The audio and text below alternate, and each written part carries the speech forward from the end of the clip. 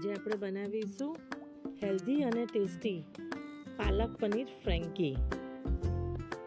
નામ સાંભળીને જ મોઢામાં પાણી આવી જાય છે ને. ચાલો આજે આપણે એને બનાવીએ.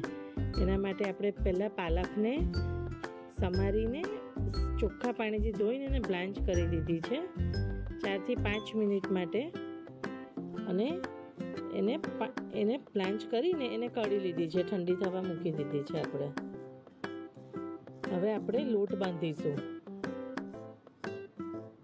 એના માટે મેં ઘઉંનો લોટ લીધો છે, તમે મેદાનો બી લઈ શકો છો.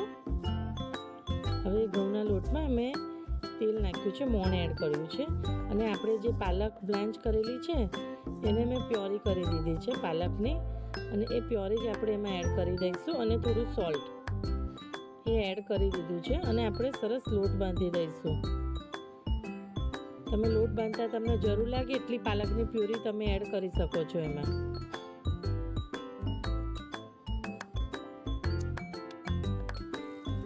મને થોડુંક જરૂર લાગી કે થોડીક હજી પાલકની પ્યુરીની જરૂર છે, એટલે મેં એડ કરી છે.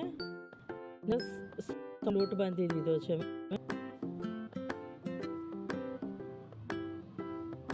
હવે એને થોડી વાર માટે આપણે રવા દઈશું.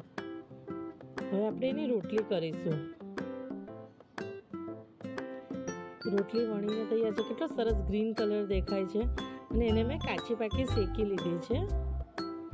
એ રોટલીને ફૂલાવવાની નથી, એને આમાં શેકી લેવાની છે. હવે એનું સ્ટફિંગ બનાવીએ આપણે ફ્રેન્કી માટે. એના માટે મેં પનીર લીધું છે, અને એને ક્રશ કરી લઉં છું હાથથી જ. મેં લગભગ 300 ગ્રામ જેટલું પનીર એડ કર્યું છે. એની અંદર મેં ધાણા એડ કર્યા છે, લીલા. વધારે ધાણા એડ કર્યા છે.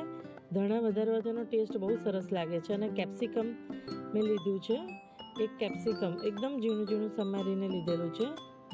હવે આપણે એની અંદર થોડું મીઠું એડ કરી દઈશું સ્વાદ મુજબ.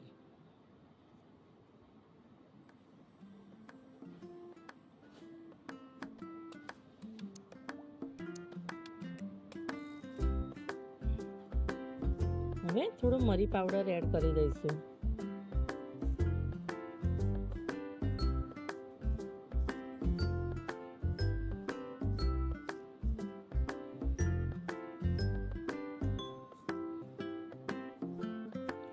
ને હવે આપણે એમાં લાલ મરચું પાવડર એડ કરી દઈશું.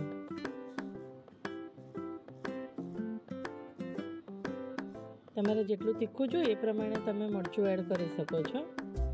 હવે એમાં કોઈ એક્સ્ટ્રા મસાલાની જરૂર નથી, સ્પાઇસીસની. આટલા જ મસાલાથી એનો ટેસ્ટ બહુ સરસ લાગે છે. હવે એકવાર તમે આ બનાવીને ચાખજો મારા કહેવા પર. ખરેખર બહુ જ સરસ ટેસ્ટ લાગે છે, ને મને કરી જો કે કેવી લાગે. હવે રોટલી પર એક બાજુ શેકી દીધી છે તેલ મૂકીને ધીરા ગેસે, અને એક બાજુ ચટણી લગાવી દીધી છે ધાણા મરચાંની મેં, અને એની ઉપર આપણું સ્ટફિંગ મૂકી દીધું છે મેં પનીરનું, અને ઉપર કોબીજ, છીણેલી કોબીજ લીધી છે મેં. તમે ઉપર ડુંગળી કે ચીઝ બી એડ કરી શકો છો. એને મેં ફોલ્ડ કરી દીધી છે, અને આપણે તેલ મૂકીને એને શેકી લઈશું. ને રેડી છે આપણી ફ્રેન્કી.